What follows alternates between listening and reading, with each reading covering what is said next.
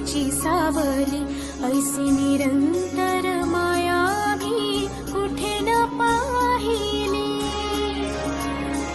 आनंदाचे दान दे, संकटात धाव घे, सारी सुमने श्वासांची स्वामी चरणी वाहिली.